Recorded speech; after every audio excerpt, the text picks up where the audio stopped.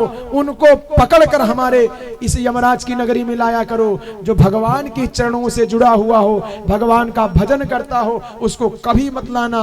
यानी अजामिल नारायण के दरवाजे पर जाना, नारायण के यहाँ जाना, मुक्ति पा लेना। इसके बाद माताओं बंधुओं, जो अगला प्रसंग आता है, जब से हिरण्याक्ष का वध हो गया है, तब से उसका एक भाई और है। क्या नाम है?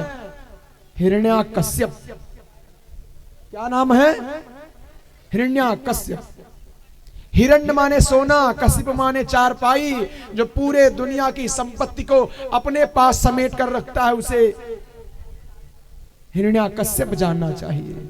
जो चाहता हो कि पूरे दुनिया के लोगों का धन मेरे पास हो जाए, वो सब हिरण्याकश्यप है। जब से भाई मारा गया है, थोड़ा बुद्धि को खोलिए, तेज चलूंगा। जब से मारा गया है माताओं बंधुओं, तब से जाकर ब्रह्मा की तपस्या में लग गया है। अंततः ब्रह्मा जी को प्रसन्न कर लेता है। ब्रह्मा जी प्रसन्न होकर आते हैं, कहते हैं वरम ब्रूयात, वर मांगो, क्या चाहिए? क्या चाहिए? देखिए कुछ लोगों की बुद्धि क्या कहती है, कुछ और नहीं मांगे। ब्रह्मा जी ने कहा कि हो सकता है कुछ अच्छी चीज मांगे, लेकिन ब्रह्मा जी जैसे सामने आए तो हिरण्याकश्यप बोल रहा कि अमर कर दो। ब्रह्मा जी ने कहा यार अमर तो मैं खुद नहीं हूं, मैं तुमको कैसे अमर कर पाऊंगा, कुछ और मांगो। कहा और मांगू? कहा हाँ मांगो। मांगना शुरू कर दिया। देखिए कहा प्रभु अपनी डायरी पेन निकालिए। ब्रह्मा जी ने कहा अच्छा बताओ, जो कहोगे वही करूंगा। कहा ना दिन में मरूं, ना रात में मरूं, ना आकाश में मरूं, ना पाताल में मरूं, ना अस्त्र से, ना शस्त्र से, न पशु से, न जानवर से, न पक्षी से, न मनुष्यों से, किसी से न मरूं। न सुबह, न शाम, न रात, न दोपहर। ब्रह्मा जी ने कहा बस करो यार, कितना मांगोगे, बस करो, बहुत हो गया। जब वरदान जैसे उसको मिला, ब्रह्मा जी ने कहा तथास्तु। जैसे मिला माताओं बंधुओं, वैसे हिरण्याकश्यप निकल पड़ा ध्वजा लहराते हुए, सीधे स्वर्ग पर आक्रमण कर दिया। जैसे स्वर्ग पर पहुंचा माताओं बंधुओं, जितने देवता थे सब डर के मारे गुफाओं में घुस गए। चारों तरफ जितने देवता मिलते सबको पीटता था, सब देवता जितने थे, जितने डर के मारे सब भाग गए। हिरण्याकश्यप का चारों तरफ ध्वजा फहरने लगा। हिरण्याकश्यप के 4 पुत्र थे, अहलाद, अनुहलाद, सहलाद और प्रहलाद। इसमें जो प्रहलाद जी थे, ब्राह्मण्याशील संपन्न, सत्य संधो जितेंद्रिय, हर चीज से संपन्न थे। क्यों संपन्न थे माताओं बंधुओं? हिरण्याकश्यप की जो पत्नी है, उनका नाम है कयाधु। क्या नाम है? कयाधु। कयाधु के गर्भ में जब प्रहलाद जी थे, इंद्र हरण करके ले जा रहा था, तो रास्ते में नारद ने डांट कर रोका था। कभी आप सब सुल्तानपुर के पास मुसाफिर खाना है, कभी आप सब वहां जाएंगे तो जाते समय आपको रास्ते में पड़ेगा एक कादू नाला। तो कादू नाला नहीं है, भ्रमवश हो गया है। कयाधु वहीं पर नारद जी ने रोका था कयाधु जी को। बाएं हाथ देखेंगे तो वहां पर एक बरगद का बहुत बड़ा वृक्ष है, 200 मीटर लंबी भुजा है उसकी। अब तो पर्यटक स्थल उसको बना दिया गया है, वहां पर अब तो टिकट लगने लगा है घूमने के लिए। वहीं पर नारद जी ने रोका है, उसे नवधा भक्ति का ज्ञान दिया है। तो गर्भ में रहते रहते प्रहलाद जी ने सब सुन लिया।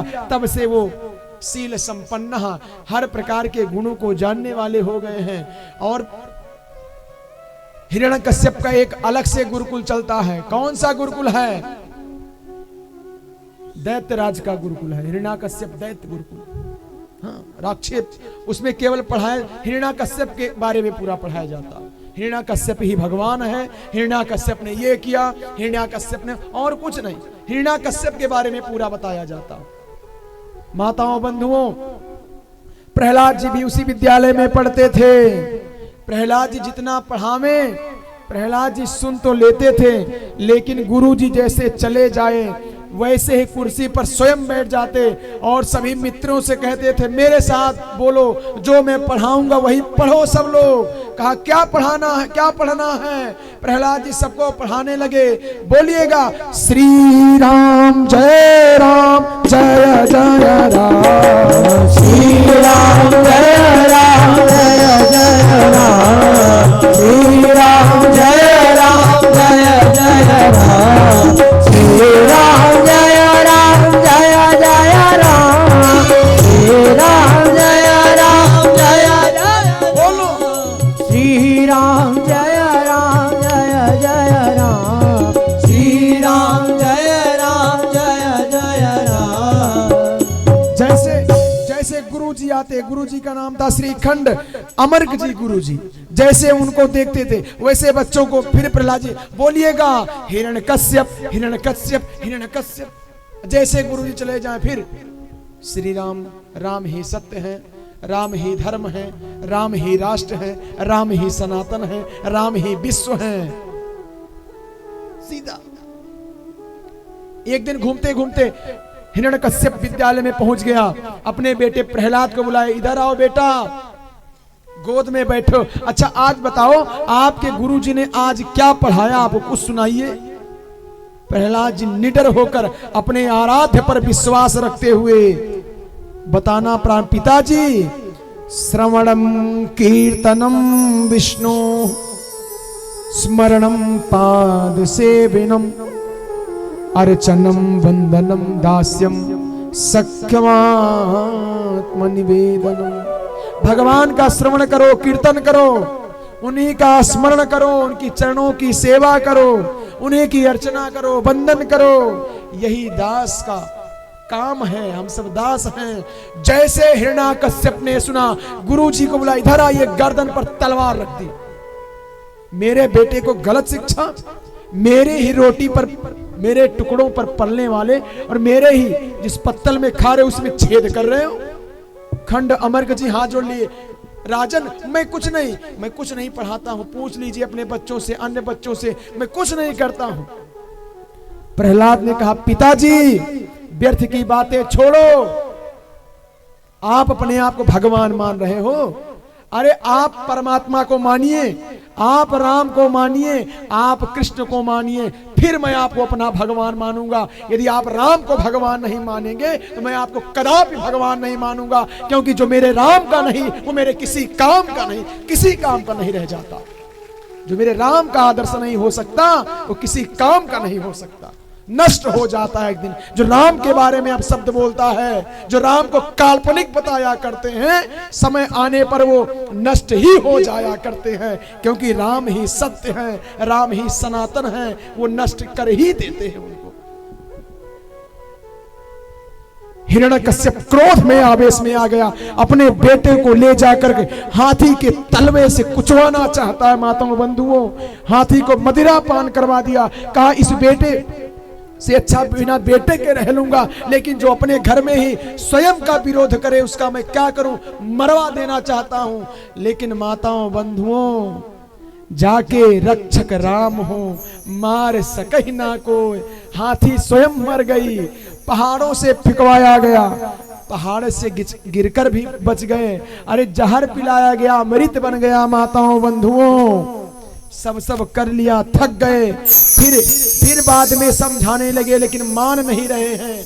तो इस बार तो इतना क्रोध में, आवेश में हिरण्याकश्यप आ गया कि कहा आज बिल्कुल नहीं छोड़ूंगा। हिरण्याकश्यप की बहन आ गई जिसका नाम था होलिका।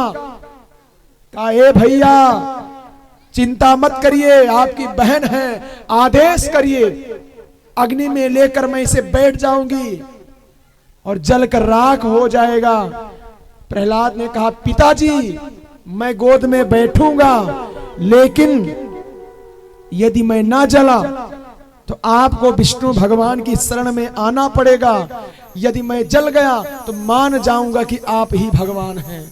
लेकिन भैया जब अहंकार सर पर मनुष्य के चढ़ जाता है तो आपको चाहे जितना कोई समझावे, लेकिन जब तक आपको ठोकर नहीं लगती है तब तक सामने वाले की बात अच्छी नहीं लगती। चाहे जितना समझाए भैया गलत जा रहे हो, इसको ना करो, लेकिन नहीं, अपने मन की करते हैं।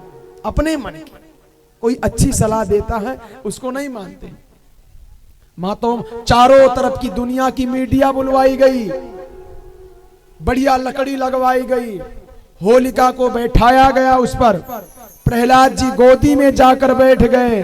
जितने प्रहलाद की तरफ वाले थे वो दोनों हाथ उठा करके राम जी की जय जयकार करने लगे। श्री राम जय राम जय जय राम, श्री राम जय राम जय जय राम, बोलो श्री राम जय राम जय जय राम, श्री राम जय राम जय जय राम, श्री राम जय राम जय जय राम, श्री राम जय राम जय जय राम, श्री राम जय राम जय जय राम, बोलो श्री राम जय राम जय जय राम, श्री राम जय राम जय जय राम, श्री राम जय राम जय जय राम, श्री राम जय राम जय जय राम। माताओं बंधुओं, पूरे राज्य से चप्पे चप्पे से लोग आए थे। जैसे आप सब बैठे हैं ऐसे ही होलिका को चारों तरफ से वहां के वासी घेरे थे। कई मीडिया पत्रकार बंधु भी पहुंचे थे वहां पर। चप्पे सब अपना अपना कैमरा लगाकर, फोटो लगाकर लोगों के सामने माइक ले जाकर इसके बारे में आपका क्या कहना है, कौन जलेगा, कौन होगा विजेता, सब आपस में चर्चा कर रहे थे। अग्नि लगाई गई, अग्नि धू धू करके उठी माताओं बंधुओं, लेकिन कुछ ही क्षणों में क्या दिखता है, होलिका जलकर राख हो जाती है और मेरे राम का भक्त वहीं पर बैठे बैठे केवल मुस्कुरा रहा है, प्रसन्न हो रहा है। हिरण्याकश्यप और क्रोध में आ गया, हिरण्याकश्यप और क्रोध में आ गया। अब तो मार दूंगा, लड़ाई करने लगा, सबसे युद्धबाजी करने लगा। जितने प्रहलाद जी के अनुचर थे वहां की राख उठा करके एक दूसरे के माथे पर लगाकर एक दूसरे लोग गले मिलने लगे। ए बंधुओं, जितने लोग बैठे हो ध्यान से सुनना, होली के दिन जो मदिरा पान करते हैं, जो एक दूसरे के कपड़े फाड़ते हैं, एक दूसरे से लड़ाई करते हैं, वो सब हिरण्याकश्यप राक्षस के वंशज हैं। सब उनके वंशज हैं। और होली के दिन जो अबीर लगा करके एक दूसरे के गले मिलते हो, वो सब प्रहलाद के वंशज कहे जाते हैं, सब प्रहलाद के।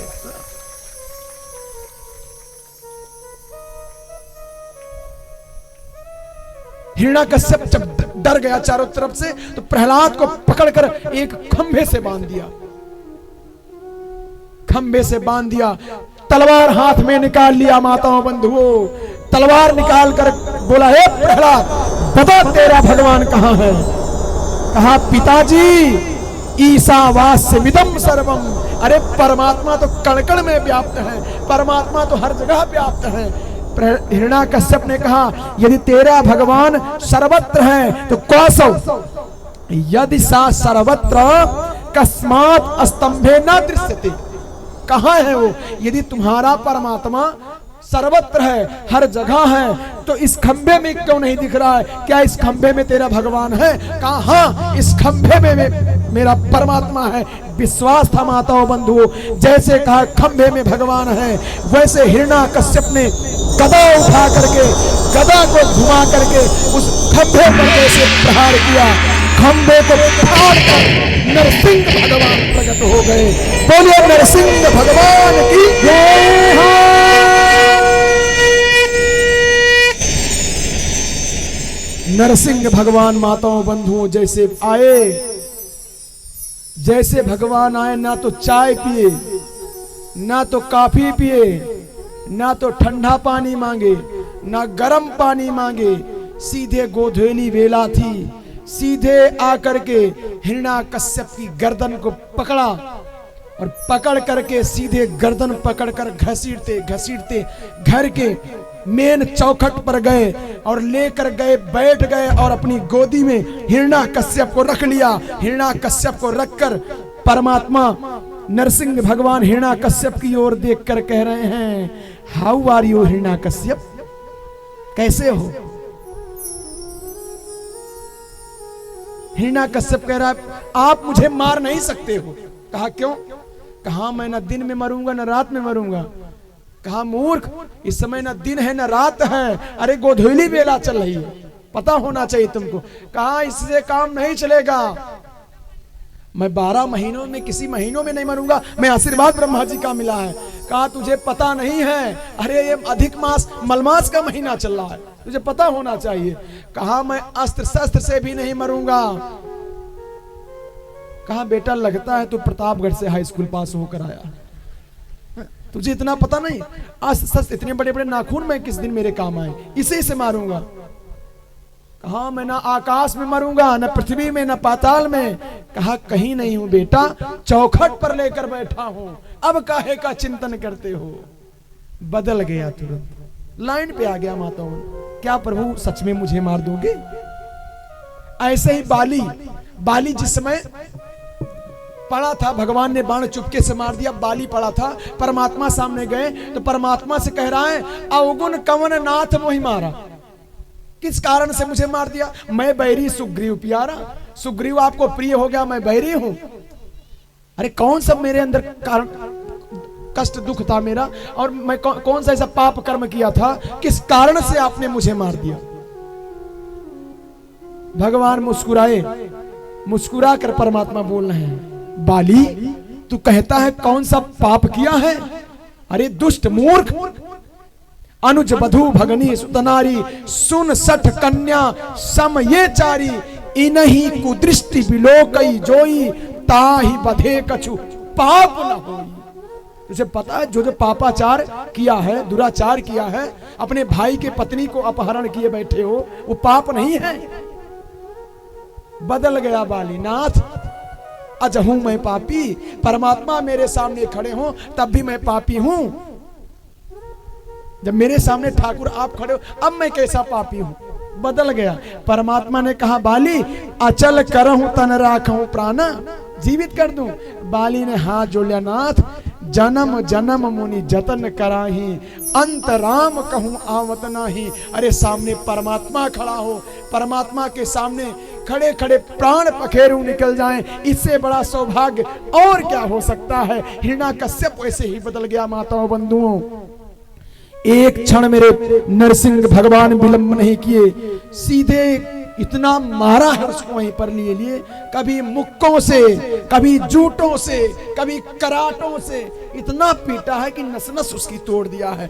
अंतिम में अपने दोनों हाथ को उठाया, नरसिंह भगवान विकराल स्वरूप बनाया अपना, दोनों हाथों को उठा करके उसके सीने पर लगाया, सीनों को फाड़ दिया और सीने को फाड़ कर उनकी अतड़ियों को पकड़ कर लेकर माला पहनकर सीधे जा करके हिरण्याकश्यप के सिंहासन पर विराजमान हो गए।